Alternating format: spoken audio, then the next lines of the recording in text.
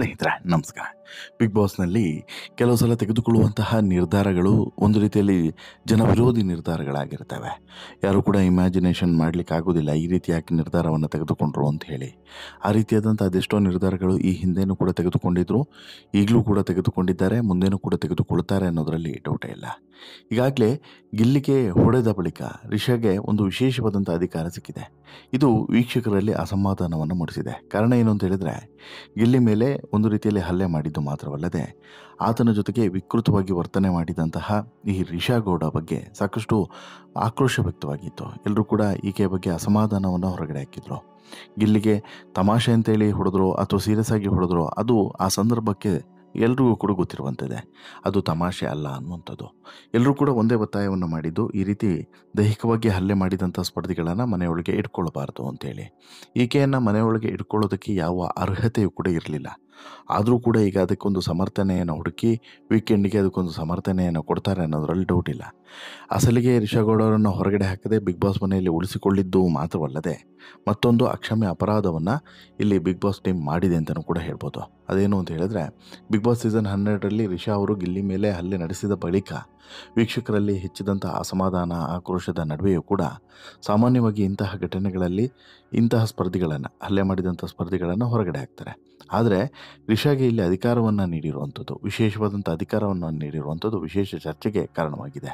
ಇದು ಬಿಗ್ ಬಾಸ್ನ ನೀತಿಗಳ ಬಗ್ಗೆ ಪ್ರಶ್ನೆಯನ್ನೇ ಹುಟ್ಟುಹಾಕುವಂತೆ ಮಾಡಿದೆ. ಅಂದರೆ ಮನೆಯಿಂದ ಹೊರಗಡೆ ಹಾಕೋ ಬದಲಿಗೆ ಸ್ಪೆಷಲ್ ಪವರನ್ನು ಅದು ಹೆಂಗೆ ಕೊಟ್ರಿ ಅಂತ ಹೇಳ್ಬಿಟ್ಟು ವೀಕ್ಷಕರು ಕೇಳ್ತಿದ್ದಾರೆ. ಅದೇನು ಸ್ಪೆಷಲ್ ಪವರು, ಏನಾಗ್ತಿದೆ ನೋಡ್ತಾ ಹೋಗೋಣ. ಅದಕ್ಕಿಂತ ಮುಂಚೆ ನೀವಿನ್ನೂ ಕೂಡ ನಮ್ಮ ಚಾನಲನ್ನು ಸಬ್ಸ್ಕ್ರೈಬ್ ಮಾಡಿಲ್ಲ ಅಂದರೆ ದಯವಿಟ್ಟು ಕೂಡಲೇ ಸಬ್ಸ್ಕ್ರೈಬ್ ಮಾಡಿ ಸ್ನೇಹಿತರೆ. ಹೌದು, ಬಿಗ್ ಬಾಸ್ ಮನೆಯಲ್ಲಿ ಮಾತು, ಜಗಳ ಮತ್ತು ಮನಸ್ತಾಪಗಳು, ಆಮೇಲೆ ಒಬ್ರಿಗೆ ಇಷ್ಟ ಆಗೋದು, ಒಬ್ರಿಗೆ ಇಷ್ಟ ಆಗದಿರುವಂಥದ್ದು, ವೈಯಕ್ತಿಕವಾದಂತಹ ವಾಗ್ದಾಳಿಗಳನ್ನು ಮಾಡುವಂಥದ್ದು, ಖಾಸಗಿ ವಿಚಾರಗಳನ್ನು ಎಳೆದು ತರುವಂಥದ್ದು, ಇವೆಲ್ಲದೂ ಕೂಡ ಮಾತಿನಲ್ಲಿ ನಡೆಯುವಂಥ ವಿಚಾರಗಳು. ಅವೆಲ್ಲವನ್ನು ಕೂಡ ನಾವು ನೋಡಿರ್ತೀವಿ, ಈ ಹಿಂದಿನಿಂದನೂ ಕೂಡ ನೋಡಿದ್ದೀವಿ. ಆದರೆ ಈ ಬಾರಿಯ ಸೀಸನ್ 12ರಲ್ಲಿ ಯಾರೂ ಕೂಡ ಊಹಿಸದಂಥ ಒಂದು ಘಟನೆ ನಡೆದು ಬಿಡುತ್ತೆ. ಅದೇನು ಅಂತ ಹೇಳಿದ್ರೆ, ತಮಾಷೆಗೆ ಮಾಡಿದಂಥ ವಿಚಾರ ಅಮಾಸೆಯಾಗಿ ಬದಲಾಗಿತ್ತು. ಹೌದು, ಬಹುಶಃ ನೀವೆಲ್ಲರೂ ಕೂಡ ಈ ಸಂಚಿಕೆಯನ್ನು ನೋಡಿರ್ತೀರಾ. ಬಿಗ್ ಬಾಸ್ ಸೀಸನ್ 12ರಲ್ಲಿ ಇತ್ತೀಚೆಗೆ ಒಂದು ಊಹಿಸದಂಥ ಘಟನೆ ನಡೆದಂಥ ಸಂಚಿಕೆ ಅದು. ರಿಷಾ ಅವರು ಗಿಲ್ಲಿ ಮೇಲೆ ಹಲ್ಲೆಯನ್ನು ಮಾಡಿರುವಂಥ ಘಟನೆ, ಕೈಯನ್ನು ಮಾಡಿದಂಥ ಘಟನೆ. ಇದನ್ನು ನಂತರ ಆಕೆ ತಮಾಷೆ ಅಂತೇಳಿ ತಿರುಗಿಸುವಂಥ ಪ್ರಯತ್ನವನ್ನು ಮಾಡಿದರೂ ಕೂಡ ಅದು ತಮಾಷೆ ಆಗಿರಲಿಲ್ಲ ಅನ್ನೋದು ಬಹುಶಃ ಆ ಸಂದರ್ಭದಲ್ಲಿ ನೋಡಿದಂಥ ಪ್ರತಿಯೊಬ್ಬರಿಗೂ ಕೂಡ ಅರ್ಥ ಆಗಿರುತ್ತೆ. ರಿಷಾ ಗೌಡ ಅವರು ಗಿಲ್ಲಿ ನಟನ ಮೇಲೆ ಕೈಯನ್ನು ಮಾಡಿದರು, ಅದು ಗಂಭೀರವಾಗಿಯೇ ಹೊಡೆದಿದ್ರು. ಆ ಬಳಿಕ ಗಿಲ್ಲಿ ನಟನನ್ನು ತಳ್ಳಿದ್ರು. ಈ ವಿಚಾರ ಸಾಕಷ್ಟು ಚರ್ಚೆಯನ್ನು ಹುಟ್ಟುಹಾಕ್ತು. ರಿಷಾ ಗೌಡ ಅವರನ್ನು ಹೊರಕ್ಕೆ ಹಾಕಬೇಕು ಅನ್ನೋಂಥ ಕೂಗು ಕೂಡ ಕೇಳಿ ಬಂತು. ಆದರೆ ಇಲ್ಲಿ ಬಿಗ್ ಬಾಸ್ ತಂಡದವರು ಆ ತಪ್ಪನ್ನು ಮಾಡಲಿಲ್ಲ, ಅಥವಾ ಅಂಥದ್ದೊಂದು ಗಟ್ಟಿ ನಿಲುವನ್ನು ತೆಗೆದುಕೊಂಡಿಲ್ಲ. ಮತ್ತೊಂದು ಎಡವಟ್ಟನ್ನು ಮಾಡಿಬಿಟ್ಟಿದೆ ಬಿಗ್ ಬಾಸ್ ಟೀಮ್. ಏನು, ಅವರಿಗೆ ವಿಶೇಷವಾದಂಥ ಅಧಿಕಾರವೊಂದನ್ನು ಕೊಟ್ಟಿದ್ದಾರೆ.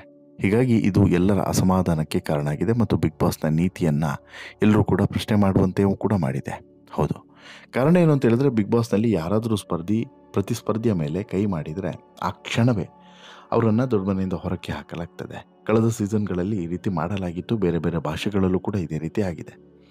ಆದರೆ ಈ ಬಾರಿ ನಾನು ನೋಡಿದಂತೆ, ಈಗ ಕನ್ನಡದ ಸೀಸನ್ ಇರ್ಬೋದು, ತಮಿಳು ಸೀಸನ್ ಇರ್ಬೋದು, ತೆಲುಗು ಇರ್ಬೋದು, ಹಿಂದಿ ಇರ್ಬೋದು, ಈ ಇಷ್ಟು ಸೀಸನ್ಗಳಲ್ಲಿ ಈ ಬಾರಿ ಬಂದಿರುವಂಥ ಸ್ಪರ್ಧಿಗಳು ಒಂದು ರೀತಿಯಲ್ಲಿ ಏನೋ ಒಂದು ಸಿಕ್ಕಾಬಟ್ಟೆ ಸಿಟ್ಟು, ಆಕ್ರೋಶ ಎಲ್ಲವನ್ನು ಕೂಡ ಹಿಡ್ಕೊಂಡು ಒಬ್ಬರ ಮೇಲೆ ಇನ್ನೊಬ್ಬರು ಹಲ್ಲೆ ಮಾಡೋದಕ್ಕೇ ರೆಡಿಯಾಗಿ ಬಂದವರಂತಿದೆ. ಅದೇ ಕಾರಣಕ್ಕೆ ತಮಿಳು ಬಿಗ್ ಬಾಸ್ನಲ್ಲಿ ನಡೆದಂಥ ಹಲ್ಲೆಯೂ ಕೂಡ ಸಾಕ್ಷಿ, ಹಾಗೆಯೇ ಹಿಂದಿಯಲ್ಲೂ ಕೂಡ ಆದಂಥ ಹಲ್ಲೆಯೂ ಕೂಡ ಸಾಕ್ಷಿ. ಹೀಗಾಗಿ ಈಗ ಬರ್ತಿರುವಂಥ ಸ್ಪರ್ಧಿಗಳಿಗೆ ತಾಳ್ಮೆ ಅನ್ನೋದೇ ಇಲ್ಲ ಅಂತಲೇ ಸ್ಪಷ್ಟವಾಗಿ ಗೊತ್ತಾಗ್ತಿದೆ. ಈಗ ಕಳೆದ ಸೀಸನ್ನಲ್ಲೂ ಕೂಡ ಇದೇ ರೀತಿ ಮಾಡಲಾಗಿತ್ತು, ಆದರೆ ಈ ಬಾರಿ ಮಾತ್ರ ಆ ರೀತಿ ಮಾಡಲಾಗಿಲ್ಲ. ರಿಷಾ ಅವರನ್ನು ಹಾಗೆ ಇಟ್ಟುಕೊಳ್ಳಲಾಗಿದೆ. ಇದು ಚರ್ಚೆಗೆ ಕಾರಣವಾಗಿದೆ. ಅಂದರೆ ಇಲ್ಲಿ ನೋಡಿ, ಗಿಲ್ಲಿಗೆ 2 ಸಲ ಹಲ್ಲೆ ಮಾಡೋದಕ್ಕೆ ಮುಂದಾಗ್ತಾಳೆ. ಒಂದು ಸಲ ಮೈಗೆ ಟಚ್ ಆಗುವಂತೆ ಹೊಡಿತಾಳೆ ರಿಷಾ ಗೌಡ, ಮತ್ತೊಮ್ಮೆ ತಳ್ಳಾಟ, ನೂಕಾಟವನ್ನು ಕೂಡ ಮಾಡ್ತಾರೆ. ದೇಹಕ್ಕೆ ದೇಹವನ್ನು ತಾಗಿಸಿ, ಅಂದರೆ ಕೈಯನ್ನು ಬಳಸಿ ದೂಕುವಂಥ ಕೆಲಸವನ್ನು ಮಾಡ್ತಾರೆ. ಯಾರನ್ನ? ಇದೇ ಗಿಲ್ಲಿಯನ್ನು. ಆ ಸಂದರ್ಭದಲ್ಲಿ ರಕ್ಷಿತಾ ಸಮಾಧಾನ ಮಾಡ್ತಾರೆ, ಇಲ್ಲದಿದ್ದರೆ ಅದು ಕೂಡ ತಾರಕಕ್ಕೆ ಹೋಗಿರೋದು. ಇನ್ಫ್ಯಾಕ್ಟ್ ಆವಾಗ ಗಿಲ್ಲಿ ಏನಾದರೂ ಇನ್ನಷ್ಟು ಅಗ್ರೆಸಿವ್ ಆಗಿ ರಿಯಾಕ್ಟನ್ನು ಮಾಡಿದರೆ ಅದು ಇನ್ನಷ್ಟು ತಾರಕಕ್ಕೆ ಹೋಗಿರೋದು, ಏನೋ ಒಂದು ಆಗಿರೋದು. ಹೀಗಿರುವಾಗಲೇ ರಿಷಾಗೆ ಈಗ ಬಿಗ್ ಬಾಸ್ ಮನೆಯಿಂದ ಹೊರಗಡೆ ಹಾಕೋದು ಬಿಟ್ಟು ವಿಶೇಷ ಅಧಿಕಾರವನ್ನು ಕೊಟ್ಟಿರೋದ್ರ ಬಗ್ಗೆ ಅಪಸ್ವರ ಎದ್ದಿದೆ. ಸದ್ಯ ಈ ವಾರ ಯಾವುದೇ ಟಾಸ್ಕ್ ಬಿಗ್ ಬಾಸ್ ಮನೆಯಲ್ಲಿ ಕೊಡ್ತಿಲ್ಲ. ಬಟ್ ಬಿಗ್ ಬಾಸ್ ಮನೆಯಲ್ಲಿರುವಂಥ ಎಷ್ಟೋ ಜನರು ಕೂಡ ಈಗಾಗಲೇ ಹೊರಗಡೆ ಹೋಗಿ ಆಗಿದೆ. ಹೀಗಿರುವಂಥ ಸಂದರ್ಭದಲ್ಲಿ ಸದ್ಯ ಈ ವಾರ ಬಿಗ್ ಬಾಸ್ ಮನೆಯಲ್ಲಿ ಯಾವುದೇ ಟಾಸ್ಕ್ ಇರೋದಿಲ್ಲ. ಎಲ್ರಿಗೂ ಕೂಡ ಟಾಸ್ಕ್ ರಹಿತವಾಗಿ ನಾಮಿನೇಷನನ್ನು ಮಾಡಲಾಗಿದೆ. ಸುದೀಪ್ ಅವರ ಆದೇಶದಂತೆ ಎಲ್ಲರನ್ನೂ ಕೂಡ ನಾಮಿನೇಟ್ ಮಾಡಲಾಗಿದೆ, ಇನ್ಕ್ಲೂಡಿಂಗ್ ಕ್ಯಾಪ್ಟನ್. ಪ್ರತಿಯೊಬ್ಬರು ಕೂಡ ನಾಮಿನೇಟ್ ಆಗಿದ್ದಾರೆ. ಅಷ್ಟೋ ಜನರು ಕೂಡ ಬಿಗ್ ಬಾಸ್ ಮನೆಯಿಂದ ಹೊರಗಡೆ ಹೋಗೋದಕ್ಕೆ ಅಣಿಯಾಗಿದ್ದಾರೆ. ಅಂದರೆ ಅದರಲ್ಲಿ ಯಾರೋ ಒಬ್ಬರು ಹೋಗಲೇಬೇಕಾಗ್ತದೆ. ಸೊ ದಟ್ ಈಗಾಗಲೇ ಮೇನ್ ಡೋರನ್ನು ಬಿಗ್ ಬಾಸ್ ಓಪನ್ ಮಾಡಿ ಇಟ್ಟಿದ್ದಾರೆ. ಈ ಡೋರ್ ಮೂಲಕ ಯಾರಾದರೂ ಒಬ್ಬರು ಹೊರಗಡೆ ಹೋಗಬಹುದು ಅನ್ನೋಂತಹ ಲೆಕ್ಕಾಚಾರ ಇದೆ.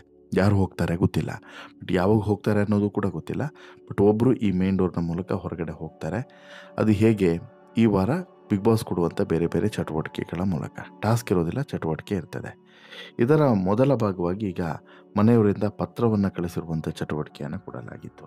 ಅಂದರೆ ಪ್ರತಿಯೊಬ್ಬ ಸ್ಪರ್ಧಿಗೂ ಕೂಡ ಮನೆಯಿಂದನೇ ಪತ್ರ ಬಂದಿತ್ತು. ಅದಕ್ಕೆ ನಾನಾ ಕಾರಣಗಳಿದ್ದಾವೆ. ಇವರ ಆತ್ಮಸ್ಥೈರ್ಯವನ್ನು ಹೆಚ್ಚಿಸುವಂಥದ್ದು ಮತ್ತು ಒಂದೊಳ್ಳೆ ಮೆಸೇಜನ್ನು ರವಾನೆ ಮಾಡಬೇಕು ಅನ್ನೋ ಕಾರಣಕ್ಕೋಸ್ಕರ ಮನೆಯಿಂದ ಪತ್ರವನ್ನು ಧರಿಸಲಾಗಿತ್ತು. ಇಬ್ಬರ ಪತ್ರ ಬಂದರೆ ಒಬ್ಬರ ಪತ್ರವನ್ನು ಮಾತ್ರ ಓದೋದಕ್ಕೆ ಅವಕಾಶ ಇರ್ತದೆ. ಮೊದಲ ಸುತ್ತಿನಲ್ಲಿ ಇದನ್ನು ನಿರ್ಧರಿಸಿದ್ದು ಮನೆಯ ಕ್ಯಾಪ್ಟನ್ ಧನುಷ್. ಆ ಬಳಿಕ 7 ಸದಸ್ಯರ ಪೈಕಿ ಇಬ್ಬರ ಪತ್ರವನ್ನು ಹರಿದು ಹಾಕಬೇಕು ಅಂತೇಳ್ಬಿಟ್ಟು ಬಿಗ್ ಬಾಸ್ ರಿಷಾಗೆ ಅಧಿಕಾರವನ್ನು ಕೊಡ್ತಾರೆ. ಈ ವೇಳೆ ರಿಷಾ ಅವರು ಸ್ಪಂದನ ಹಾಗೂ ಸೂರಜ್ ಅವರ ಪತ್ರವನ್ನು ಹರಿದು ಹಾಕ್ತಾರೆ. ಸದ್ಯ ಸೋಮವಾರ ಈ ಎಪಿಸೋಡ್ನಲ್ಲಿ ಆದಂಥ ಘಟನೆ ಸುದೀಪ್ ಅವರು ನ್ಯಾಯ ಒದಗಿಸ್ತಾರೆ ಅನ್ನುವಂಥದ್ದು ಎಲ್ಲರ ಅಭಿಪ್ರಾಯ. ಅಲ್ಲಿವರೆಗೆ ರಿಷಾ ಅವರನ್ನು ಇಟ್ಟುಕೊಳ್ಳೋದು ತಪ್ಪಾಗುತ್ತೆ ಅನ್ನುವಂಥದ್ದು ಎಲ್ಲರೂ ಕೂಡ ಹೇಳಿದರು. ಅಂದರೆ ಇಲ್ಲಿ ನೋಡಿ, ಒಂದಂತೂ ಸ್ಪಷ್ಟ, ರಿಷಾ ಅವರು ಇಲ್ಲಿ ವೈಯಕ್ತಿಕವಾಗಿ ಸೂರಜ್ ಮತ್ತು ಸ್ಪಂದನ ಅವರನ್ನು ಟಾರ್ಗೆಟ್ ಮಾಡಿದರು. ಹಾಗಾಗಿ ಅವರ ಪತ್ರವನ್ನು ಹರಿದು ಹಾಕಿದ್ರು ಅನ್ನೋದರಲ್ಲಿ ಯಾವುದೇ ಅನುಮಾನ ಇಲ್ಲ. ಆದರೆ ರಿಷಾ ಅವರು ಈಗ ಮಾಡಿರುವಂತಹ ಅನ್ಯಾಯ ಅಥವಾ ಗಿಲ್ಲಿ ಮೇಲೆ ಆಗಿರುವಂತಹ ಹಲ್ಲೆ, ಇದರ ಬಗ್ಗೆ ಈಗ ರಿಷಾ ಅವರನ್ನು ಉಳಿಸ್ಕೊಬೇಕಾ ಅಥವಾ ಬಿಡಬೇಕಾ, ಮನೆಯಿಂದ ಹೊರಗಡೆ ಹಾಕಬೇಕಾ, ಇದರ ಬಗ್ಗೆ ಚರ್ಚೆ ಆಗಬೇಕು. ಆದರೆ ಇದರ ನಡುವೆ ಅವ್ರಿಗೆ ವಿಶೇಷವಾದಂಥ ಅಧಿಕಾರವನ್ನು ಕೊಡುವಂಥ ಅವಶ್ಯಕತೆ ಏನಿತ್ತು ಅನ್ನೋದು ಈಗ ಎಲ್ಲರೂ ಕೂಡ ಕೇಳ್ತಿರುವಂಥ ಪ್ರಶ್ನೆ. ಇದಕ್ಕೆ ಬಿಗ್ ಬಾಸ್ ಕಡೆಯಿಂದಂತೂ ಸ್ಪಷ್ಟನೆ ಸಿಗೋದಂತೂ ಅನುಮಾನವೇ. ತಮಾಷೆಯಲ್ಲಿ ಶುರುವಾದಂಥ ಗಿಲ್ಲಿ ಮತ್ತು ರಿಷಾ ಜಗಳ ಗಂಭೀರ ಸ್ವರೂಪವನ್ನು ಪಡ್ಕೊಳ್ತು. ರಿಷಾ ಅವರು ಗಿಲ್ಲಿ ಮೇಲೆ ಹಲ್ಲೆಯನ್ನು ಮಾಡಿದ್ರು, ಆದರೆ ಗಿಲ್ಲಿ ಮಾತ್ರ ಇದಕ್ಕೆ ಉತ್ತರಿಸೋದಕ್ಕೆ ಹೋಗಲೇ ಇಲ್ಲ. ಹೀಗಿರುವಂಥ ಸಂದರ್ಭದಲ್ಲಿ ಈಗ ರಿಷಾ ಅವರನ್ನ ಬಿಗ್ ಬಾಸ್ ಮನೆಯಿಂದ ಹೊರಗಡೆ ಹಾಕಬೇಕು. ಈಗ ಯಾಕಂತ ಹೇಳಿದ್ರೆ ದೈಹಿಕವಾಗಿ ಹಲ್ಲೆ ಮಾಡಿರೋರಲ್ವ, ಹೊರಗಡೆ ಹಾಕಬೇಕು. ಅದನ್ನು ಬಿಟ್ಕೊಂಡು ಬಿಗ್ ಬಾಸ್ ಮನೆ ಉಳಿಸ್ಕೊಂಡಿರೋದು ಮಾತ್ರವಲ್ಲದೆ ಆಕೆಗೆ ವಿಶೇಷ ಅಧಿಕಾರವನ್ನು ಕೊಟ್ಟಿದ್ದು ಕೂಡ ತಪ್ಪಾಗ್ತದೆ, ಅಕ್ಷಮ್ಯ ಅಪರಾಧ ಆಗ್ತದೆ ಅನ್ನುವಂಥ ಪಾಯಿಂಟನ್ನು ಇಟ್ಕೊಂಡು ಈಗ ಒಂದಷ್ಟು ವಿಚಾರಗಳನ್ನು ಮಂಡಿಸುವಂಥ ಕೆಲಸವನ್ನು ಮಾಡಿದ್ದಾರೆ. ನೋಡೋಣ ಏನೆಲ್ಲ ಆಗುತ್ತೆ ಅಂತ ಹೇಳ್ಬಿಟ್ಟು. ಒಂದು ವೇಳೆ ಗಿಲ್ಲಿ ಹೇಳಿದಂತೆ ಅಥವಾ ಗಿಲ್ಲಿಗೆ ಹಲ್ಲೆ ಮಾಡಿದಂತೆ ರಿಷಾ ಹೊರಗಡೆ ಹೋದರೆ ಅದು ಸರಿಯಾದಂಥ ಶಿಕ್ಷೆ ಆಗಿರುತ್ತೆ. ಬಟ್ ಇಲ್ಲ, ರಿಷಾನನ್ನು ಉಳಿಸ್ಕೊಂಡು ಇಲ್ಲಿ ಏನೂ ಕೂಡ ಆಗಲಿಲ್ಲ ಅನ್ನೋ ರೀತಿ ಕಳೆದ ವಾರದಲ್ಲಿ ಏನೊಂದು ಸಮರ್ಥನೆ ಬಂತಲ್ಲ, ಪೊಳ್ಳು ಸಮರ್ಥನೆ, ಅದೇ ರೀತಿ ಈ ಬಾರಿಯೂ ಕೂಡ ಬರ್ತದೆ.